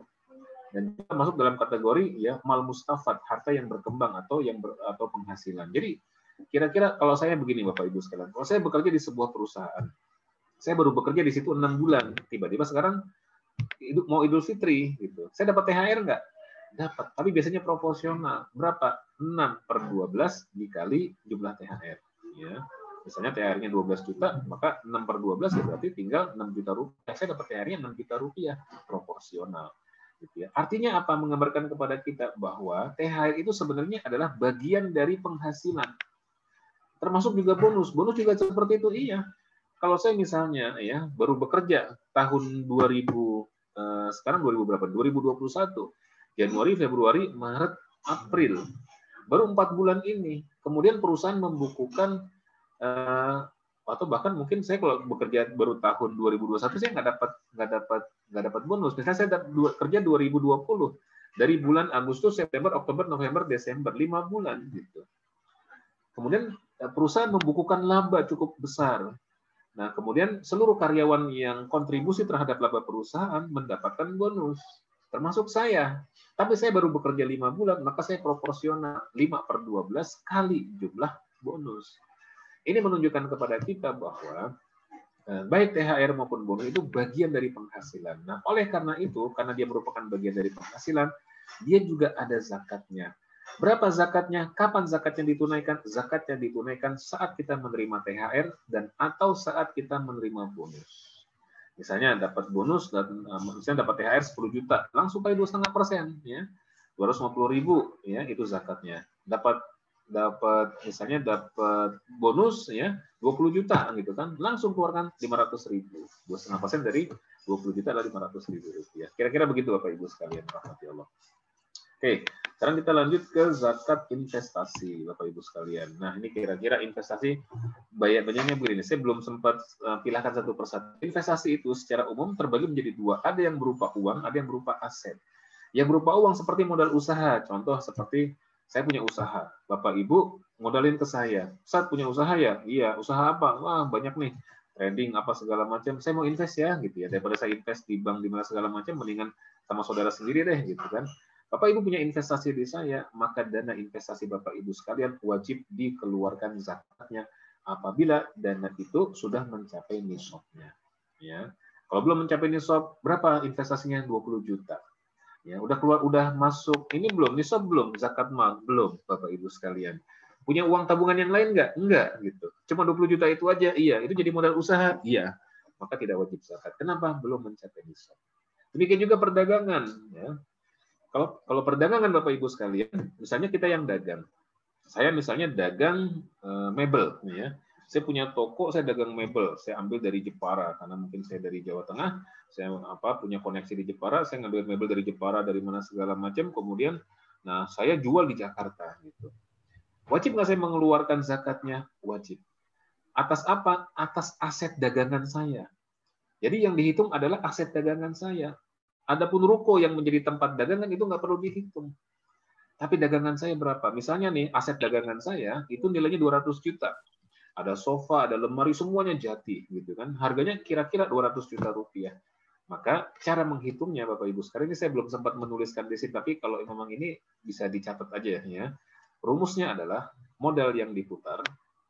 Jadi asetnya tadi itu berapa jumlah dagangan atau aktiva lancarnya, ditambah keuntungan yang dihasilkan selama 1 tahun. Oke. Kemudian ditambah piutang yang mudah dicairkan, ya. Kemudian dikurangi hutang dan kerugian. Jadi sekali lagi ya, modal yang diputar, ditambah keuntungan yang dihasilkan, ditambah piutang yang mudah dicairkan, ya, bukan piutang yang susah dicairkan, dikurangi hutang dan kerugian.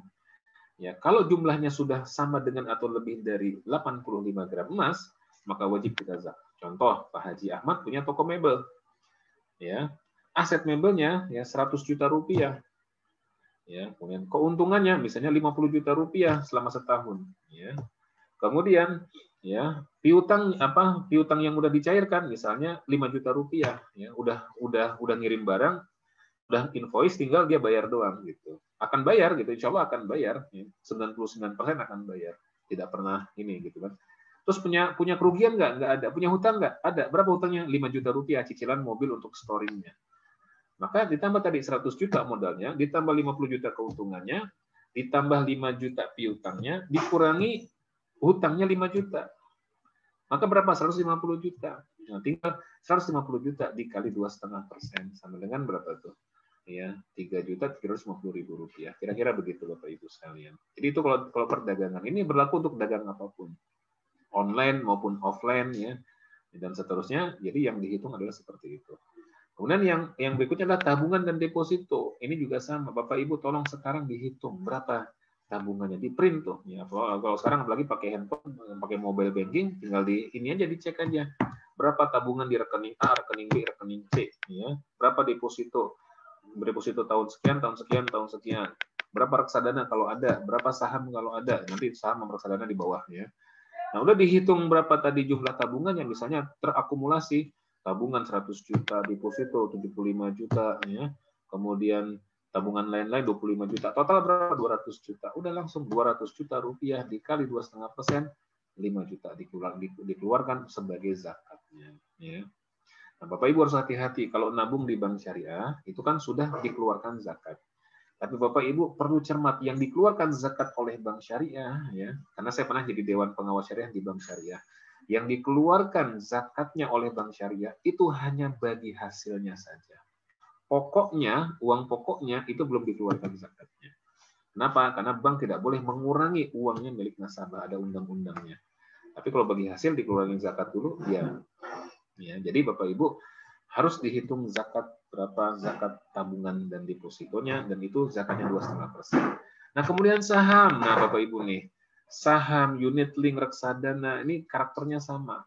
Saya punya saham di beberapa ini perusahaan, apakah pakai aplikasi atau pakai ini segala macam, ya. Maka Bapak Ibu hitung berapa nilai sahamnya sekarang itu, baik untung maupun rugi. Kalau sahamnya, reksadananya, unit linknya, ya, itu sudah mencapai nilainya, nilai aset bersihnya sudah lebih dari 85 gram emas, wajib dikeluarkan zakatnya 2,5%. Itu nilai totalnya ya, nilai sahamnya plus nilai naik turunnya gitu ya. Itu kalau ya kira-kira begitu ya. Maka dikalikan 2,5% kalau sudah mencapai lebih dari 85 gram emas. Oke, itu yang zakat yang berupa uang. Ada yang investasi berupa aset, rumah tinggal. Rumah yang kita tinggali Bapak Ibu sekalian, pada prinsipnya itu tidak wajib dikeluarkan zakatnya.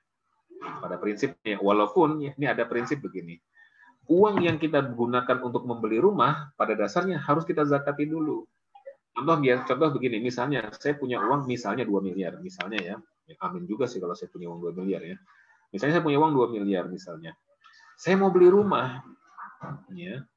Harga rumahnya berapa? 1 miliar. Uang yang 2 miliar itu sudah saya keluarkan zakatnya 50 juta rupiah. Karena kan 1 miliar 25 juta rupiah, zakatnya 2,5%. Kalau 2 miliar berarti 50 juta rupiah. Saya udah mengeluarkan zakat saya 50 juta rupiah. Saya beli rumah. dari harta yang sudah saya keluarkan zakat ya, maka rumah yang sudah saya beli itu nggak perlu saya zakatin lagi. Kenapa? Karena uangnya sudah saya keluarkan zakat. Tapi kalau uang yang saya belikan rumah itu belum sempat saya keluarkan zakatnya, maka sebaiknya rumah tersebut misalnya harganya berapa, 1 miliar kali 2,5%, 25 juta, maka itu sebaiknya kita keluarkan zakatnya saja. Ya. Oke ya. Tapi pada prinsipnya kalau rumah yang kita tempatin dasar ininya itu kalaupun dikeluarkan zakatnya tadi hanya sekali saja, tidak ada zakat setiap tahun. Oke. Nah, bagaimana dengan rumah atau tanah yang disewakan? Nah, kalau rumah dan tanah yang disewakan wajib kita keluarkan zakatnya pada saat kita menerima uang sewa. Contoh, saya punya rumah misalnya disewakan harganya 50 juta per tahun. Misalnya rumahnya agak besar gitu ya, disewakan 50 juta per tahun. Mungkin terlalu besar ya, 25 juta lah. Maka 25 juta rupiah per tahun itu setiap kali saya menerima uang kontrakan, saya mengeluarkan zakatnya 2,5% dari berapa namanya, dari 25 juta rupiah tadi. Ya kira-kira 625.000 rupiah ya. Kira-kira segitu Bapak Ibu sekalian. Oke, demikian juga dengan tanah. Tadi tanahnya kita sewakan untuk parkiran di komplek, parkiran mobil. Satu mobil 300.000, ada 10, 3 juta setiap bulan. Maka setiap bulan ya kita keluarkan zakatnya 2,5% dari 3 juta, kecil Bapak Ibu sekalian. Oke. Nah, kemudian emas. Nah, ini biasanya ibu-ibu nih yang nyimpan emas ya. Kalau emas itu wajib kita keluarkan zakatnya kalau simpanan emasnya sudah mencapai 85 gram. Saat perhiasan dikeluarkan zakatnya enggak? Memang ada khilaf Bapak Ibu. Ada hadis yang mengatakan perhiasan tidak dikeluarkan zakatnya. Tapi ada yang mengatakan bahwa zakat perhiasan yang tidak dikeluarkan zakatnya itulah perhiasan yang dipakai sehari-hari oleh ibu-ibu. Anting misalnya, cincin, sama kalung yang setiap hari dipakai. Adapun yang jarang dipakai, yang itu menjadi simpanan dan dipakainya paling sekali-sekali saja dan itu niatnya adalah simpanan, wajib dikeluarkan zakatnya. Kalau saya ke istri, ya saya suruh semua emasnya dihitung zakatnya. Mau yang dipakai, mau yang disimpan, biar aman hitung aja zakatnya. Ya, tapi kalau masih kurang dari 85 gram emas tidak wajib. Dan yang terakhir adalah perusahaan. Kalau kita punya saham, artinya kita bikin perusahaan, ada modal kita, nah, maka kita wajib mengeluarkan zakat atas dana kita yang kita masukkan sebagai modal di perusahaan tersebut. Kadang ada yang mengistilahkan zakat perusahaan, ya, tapi sebenarnya bisa juga masuk ke zakat modal ketika kita punya modal di salah satu perusahaan. Itu pun dengan syarat. Apa syaratnya? Ya syaratnya adalah kalau modal kita sudah sama dengan atau lebih dari 85 gram emas. Ustadz, perusahaannya rugi, tapi berapa nilai saham Bapak? 200 juta dulu. Sekarang berapa? Tinggal 150 juta. Tetap dikeluarkan. Kenapa? Masih di atas 85 juta rupiah. Oke, Bapak Ibu sekalian yang dirahmati Allah, mungkin itu ya pembahasan terkait dengan zakat ini. Saya akan share ininya ya, materinya di sini ya. Baik, mungkin barangkali demikian Ustaz Muslimin dari saya ya. Aqulu qouli hadza wa astaghfirullahal azim. Assalamualaikum warahmatullahi wabarakatuh. Waalaikumsalam warahmatullahi wabarakatuh. Insyaallah Ustaz ngelotok ilmunya Ustaz. Luar kepala. Enggak juga, belajar juga sama. Tinggal bagaimana kita berusaha untuk mengamalkannya ini. Nah, ini untuk dalam rangka untuk mempertajam dari apa yang sudah disampaikan tadi. Oh ya, kita juga ucapkan selamat datang kepada Ibu-Ibu Pika dari istri karyawan Rekin. Ada yang join juga nih dari Ibu-Ibu. Oh iya, alhamdulillah. Insyaallah semangat dari kemarin selalu ikut kajian. Ya, ada yang mau bertanya langsung atau kalau tidak saya bacakan beberapa pertanyaan via chat. Ini ada Pak Muslimin. Oh ya, Bu Dewi silahkan. Ya. Assalamualaikum Ustaz. Assalamualaikum. Saya mau nanya, ini karena saya agak-agak sedikit ragu ya antara zakat yang produktif dan investasi. Jadi contoh kasusnya begini, saya punya rumah, ada rumah kedua, di mana didapat itu saat ini kondisi rumah itu belum kita tempatin karena rumah kedua ya. Nah, rumah kedua itu kita peroleh dari fasilitas rumah, dari fasilitas kantor suami saya. dengan perjanjian. Jadi perjanjiannya itu kalau selama waktu tertentu dia tidak keluar, maka nanti di terakhir setelah waktu itu habis, nanti sertifikatnya akan diberikan kepada kami. Tapi kalau nanti keluar sebelum waktu tertentu itu ada, maka kami harus melunasi sejumlah harga rumah itu. Nah, apakah itu harus kita keluarkan zakatnya atau bagaimana? Itu yang pertama.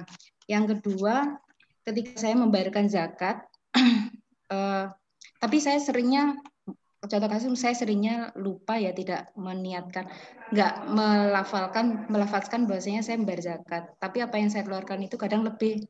Nah, itu saya kadang-kadang ngehnya itu, oh iya ya, saya perlu bayar zakat yang saya niatkan secara khusus. Tapi sebetulnya apa yang saya keluarkan itu sudah melebihi. Nah, itu posisinya apakah saya harus tetap membayar zakat yang harus dilafazkan, apakah itu sudah cukup? Demikian Ustadz, makasih. Ya, baik.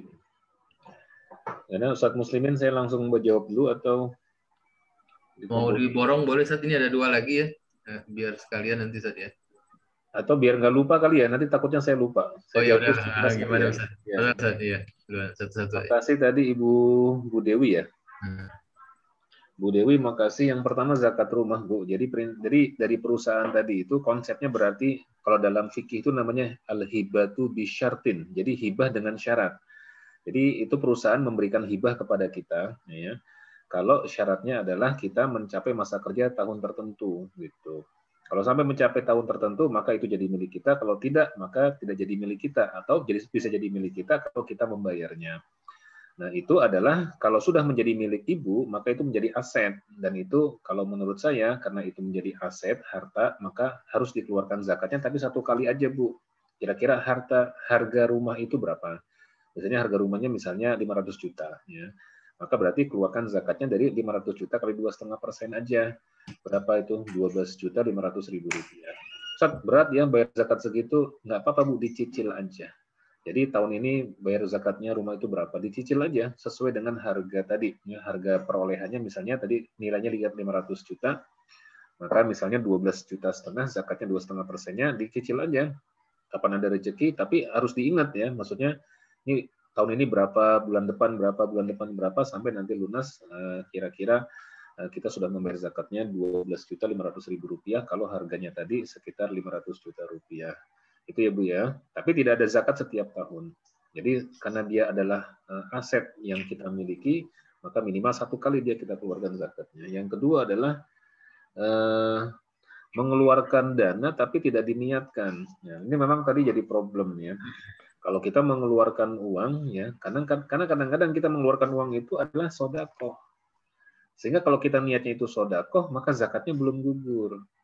Nah, tapi tadi Ibu mengatakan sudah lebih dari 2,5%. Nah, oke Bu, kalau saya prinsipnya begini, yang lalu sudah biarlah berlalu, tapi ke depan Ibu ya harus lebih tertib. Sebagai seorang Muslim, kita harus lebih tertib mana yang zakat, mana yang infak dan sodakoh. Sehingga Ibu, jadi tidak harus dilafazkan Bu, tapi diniatkan. Jadi nggak harus kita ngasih ke orang, Pak, ini zakat saya ya, nggak harus. Ya, tapi kita harus niatkan ini zakat saya ya. Dan Ibu membayar zakat harus bagusnya memang melalui lembaga. Kenapa? Karena lembaga itu tahu bagaimana cara mengelola zakat. Kalaupun Ibu misalnya nih, saya juga pengen berbagi sama tetangga sebelah kanan kiri, Ustadz, nggak apa-apa. Setengah misalnya Ibu kasih ke lembaga, ya, setengahnya lagi Ibu nyalurkan sendiri juga boleh. Tapi Ibu harus pastikan bahwa penerima itu adalah termasuk 1 dari 8 golongan yang Allah maksudkan dalam surat At-Taubah ayat 60. Nanti Ibu bisa buka surat At-Taubah ayat 60. Innamas shadaqatu lil fuqara, fakir, masakin, miskin, amilin 'alaiha, amil boleh ya. Wal mu'allafati qulubihim ya, qulubuhum, mu'allaf, wa fir riqab, membebaskan budak, wal gharimin ya, orang yang terlilit utang ya dan kesulitan. Wa fi sabilillah ya, dakwah di jalan Allah, wa benis sabil, dan para musafir yang kehabisan dana, seperti juga para santri-santri ataupun orang-orang yang merantau untuk menuntut ilmu di tempat yang jauh dari kampung halamannya, itu bisa masuk Ibnu Sabil. Nah, sehingga ketika nanti Ibu menyalurkan lewat langsung ke orangnya, Ibu harus pastikan bahwa si penerima adalah berhak atas zakat tersebut. Kira-kira gambarannya begitu, Ustaz, yang pertama. Iya, Ustaz. Ini yang kedua tentang zakat fitrah ini, Ustaz. Ya. Ada anak yang zakat fitrahnya 12 tahun bayar, ya dirapel misalnya. Cuma karena dia pemahamannya harus pakai beras, jadi dia merapel 12 tahun zakat fitrah itu dengan beras. Zakat fitrahnya dirapel, kenapa? Apa dulu nggak bayar zakat ya? Nggak tahu nih. Oh, Ya. maaf. Astagfirullah. Ada anak yang zakat fitrahnya selama 12 tahun bayar pakai uang. Maksudnya dia sudah bayar 12 tahun kemarin pakai uang. Orang tuanya mendengar ceramah bahwa yang afdal itu bayar pakai beras. Kemudian orang tua itu membayar ulang dengan beras. Padahal dia sudah sebelumnya pakai uang. Gimana? Baik, Bu. Ya. Jadi setahu saya, fatwa Majelis Ulama Indonesia itu membolehkan kita membayar zakat dengan menggunakan uang maupun dengan menggunakan beras. Jadi sebenarnya membayar zakat pakai beras pun nggak ada dalilnya, Ibu. Ya. Kenapa? Karena Rasulullah tidak pernah berzakat dengan menggunakan beras, tapi zakatnya dengan menggunakan kurma, gandum, ya, dan makanan pokok lainnya. Nah, adapun dengan menggunakan beras itu adalah dikiaskan. Karena kurma, gandum itu makanan pokok di Arab, sementara orang kita adalah makanan pokoknya beras, maka mengeluarkan zakat fitrahnya juga dengan menggunakan beras. Nah, Imam Abu Hanifah, nah itu justru mengatakan zakat fitrah itu boleh dibayarkan dengan nilainya, yaitu dengan menggunakan uangnya. Saya pun mengeluarkan zakat ya, walaupun juga kadang pakai beras, kadang pakai uang, juga lebih sering saya membayar uang zakat fitrah itu dengan menggunakan nilainya, dengan menggunakan uang, dan itu insya Allah sah. Jadi tidak perlu diulang membayar zakat fitrah lagi dengan beras diakumulasi selama 12 tahun, Bu. Ya. Memang betul ada pendapat yang mengatakan memang lebih afdolnya. Bahkan pendapatnya Imam Ahmad mengatakan tidak sah kalau zakat dengan menggunakan uang. Tapi memang masing-masing ada konteksnya masing-masing, Bapak Ibu sekalian.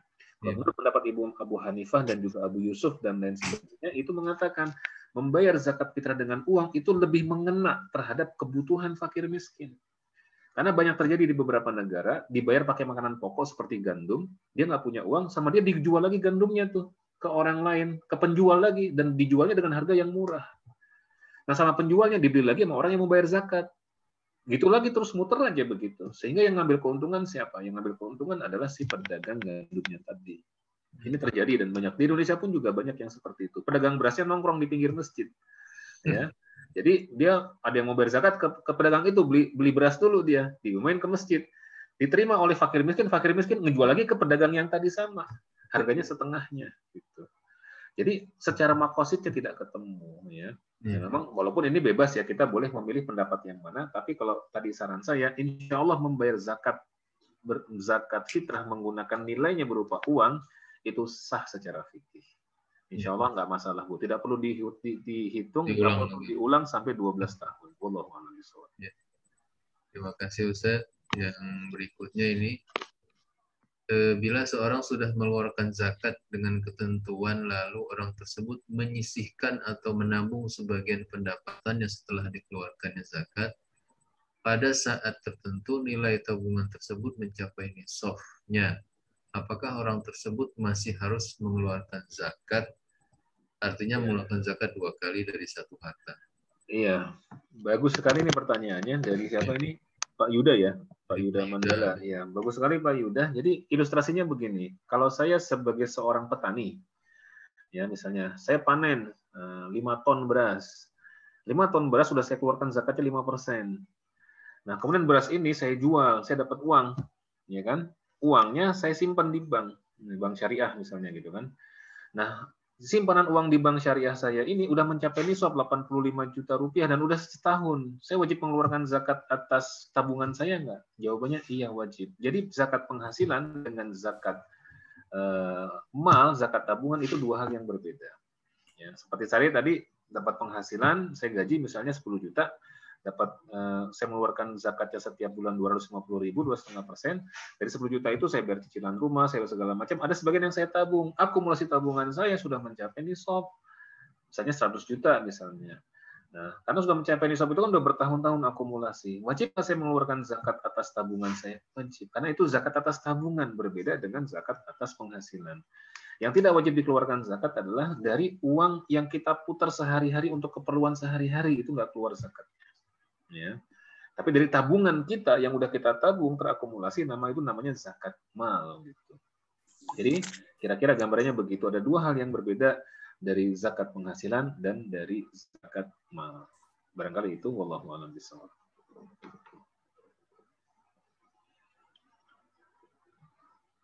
Masih ada, Ustaz? Atau cukup?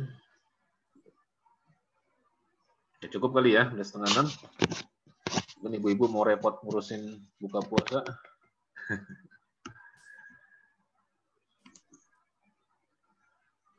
Masih termute, Ustaz?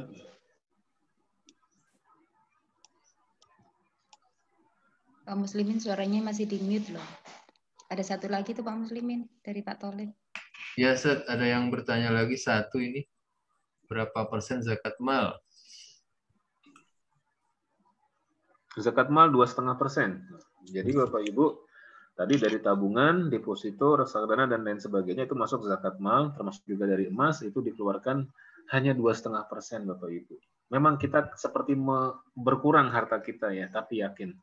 Nabi SAW bersabda kepada kita, mana qasat shadaqatun min mal, tidak akan pernah berkurang suatu harta karena sedekah.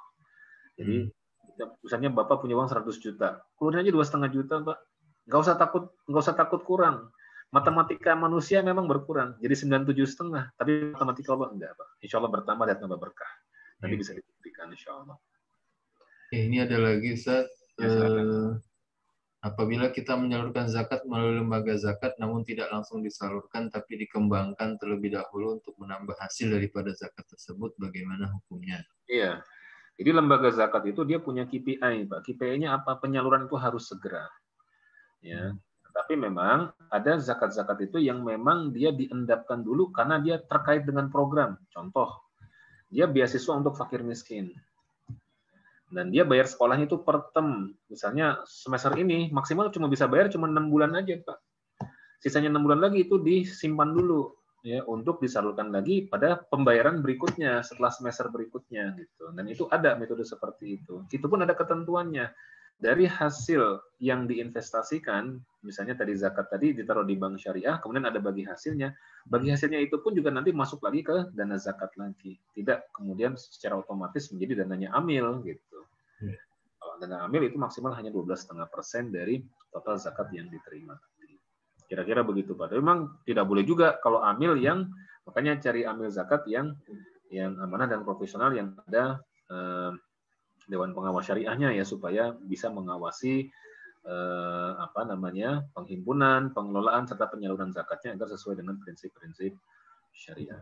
Wallahu a'lam bishawab. Ini satu lagi Japri di saya nih, terakhir Ya. mungkin ya kali. Ini mungkin masuk zakat fitrah. Apabila seorang sakit dan meninggal di bulan Ramadan, apakah zakatnya tetap dikeluarkan? Dan bila sakitnya berhalangan puasa, apa tetap harus membayar fidyah? Iya.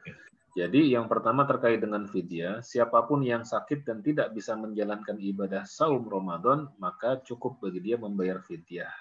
Ya, perharinya adalah 1 kali memberi makan fakir miskin, lengkap dengan dan sempurna. Dulu Ibnu Abbas pernah masa tuanya 30 hari tidak puasa, dia mengundang 30 orang fakir miskin untuk makan di rumahnya sepuasnya gitu ya, kira-kira begitu. Jadi kita bisa dengan itu. Ada juga yang menghitungnya adalah sama perharinya seperti hitungan zakat fitrah ya. Tapi terserah ini kembali ke ini kita. Kurang lebih sih hitungannya sama ya, makan sempurna ya kira-kira 30 sampai 40 ribu ya, 1 kali itu juga kira-kira segitu. Bisa lebih kurang, bisa lebih sedikit sesuai dengan kemampuan kita. Misalnya kalau 15 hari tidak puasa, ya udah 15 hari dikali misalnya 25.000 gitu ya. Maka itu adalah fidyahnya. Nah, dia meninggal qadarullah pada hari yang ke-15. Wajib nggak dia mengeluarkan zakat fitrah ya? Karena dia sudah pernah menjalani ibadah Ramadan ya, apalagi sudah 15 hari, maka sebaiknya dia dikeluarkan zakat fitrahnya. Jadi nanti pada saat zakat fitrahnya nanti dikeluarkan pada menjelang Idul Fitri ya, sehari 2 hari menjelang Idul Fitri dibayarkan zakat fitrahnya. Ya, bahkan zakat fitrah itu wajib bagi seorang bayi yang baru lahir. Yang baru lahir sekalipun, meskipun lahirnya itu di hari terakhir Ramadan, selama matahari belum terbenam. Misalnya hari ini terakhir Ramadan, di jam segini lahir. Maghrib, takbiran gitu ya, itu masih wajib dikeluarkan zakat fitrahnya. Jadi baiknya dikeluarkan aja zakat fitrahnya, lebih aman dan lebih, dan toh juga zakat fitrah kan tidak seberapa. Ya, maksimal hanya 50.000 maksimal ya. kan paling juga 30 sampai 50 ribu, itu lebih aman buat kita sebagai ahli waris dan juga buat almarhum yang sudah meninggal dunia. Apalagi dia sudah pernah, artinya dia meninggalnya di Ramadan, maka keluarkan zakat fitrahnya. Wallahu a'lam bishawab. Insyaallah. Ini banyak sekali pertanyaan. Alhamdulillah sedikit demi sedikit bisa kita bacakan ya. Kami ucapkan terima kasih sebanyak-banyaknya pada Ustadz. Saya tadi takut salah di maulannya, malah salah di awalnya. Kemarin Maulana apa Maulana gitu ya. Malah yang kalau saya udah sering, nggak apa-apa. Biasa aja. Ya, Ustadz Rikza, semoga sehat selalu dan amin ya rabbal alamin. Menjalankan tugas dengan baik. Untuk penutup mungkin Ustadz kita mohon doa singkat menjelang berbuka ini. Ustadz boleh minta slide-nya enggak nanti? Sudah saya kirim Bu, ada di sini di slide-nya ada. Di saya Bu Dewi, nanti saya share. Di chat tinggal diunduh Bu. Ya. Kok nggak Chat bisa di scroll ke atas, ada itu fikih zakat kontemporer, tinggal diunduh. Ya. Oh iya tadi Ustadz Japri ada tadi masuk. Iya. Oh itu Japri ya? Iya. Oh iya maaf. Jazakallah. Saya share lagi. Baik ya. Tinggal nanti mohon tolong di-share. Ya. Baik Bapak Ibu, mari kita berdoa kepada Allah Subhanahu wa taala, mudah-mudahan Allah memberikan keberkahan kepada kita sekalian, kesehatan, keselamatan, ya, istiqomah, dan juga yang paling penting adalah mudah-mudahan kita bisa husnul khatimah. Mari kita berdoa bersama-sama kepada Allah Subhanahu wa taala. Bismillahirrahmanirrahim. Alhamdulillahirabbil alamin, hamdan syakirin, hamdan na'imin, hamdan yuwafi ni'amahu wa yukafi'u mazidah. Amin. Alhamdu kama yanbaghi li jalali wajhikal karim wa 'azimi sultanik. Amin. Ala Muhammad wa ala ali Muhammad kama shallaita ala Ibrahim wa ala ali Ibrahim innaka Hamidum Majid. Allahumma rabbana zalamna anfusana wa in lam taghfir lana wa tarhamna lanakunanna minal khasirin. Amin. نسألك الهدى والتقى والعفاف والغنى ونعوذ بك من سخطك والنار. هب لنا من أزواجنا وذرياتنا قرة أعين واجعلنا للمتقين إماما. اللهم لا سهل إلا ما جعلته سهلا وأنت تجعل الحزن إذا شئت سهلا. اللهم أمور المسلمين وسهل أمورنا برحمتك يا أرحم الراحمين. اللهم ربنا تقبل منا صلاتنا وصيامنا وقعودنا وركوعنا وسجودنا وتضرعنا وتمم تقصيرنا برحمتك يا أرحم الراحمين. ربنا آتنا في الدنيا حسنة في الآخرة حسنة وقنا سبحان ربك رب العزة عما يصفون سلام على المرسلين والحمد لله رب العالمين. Alhamdulillah kita sudah sampai pada ujung acara. Semoga memberikan manfaat dan juga kepada seluruh peserta, mobil khusus karyawan PT Rekayasa Industri bisa semakin giat semangat menyalurkan zakatnya ke LAS MPUA.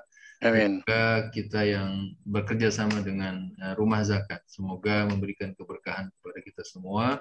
Amin. Mari kita tutup dengan hamdalah dan doa. Alhamdulillah.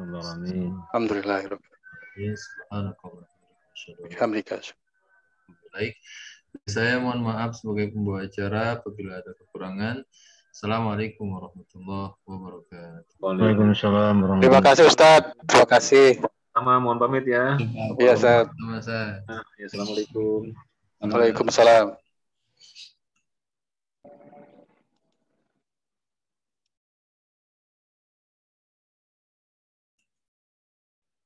Sama-sama.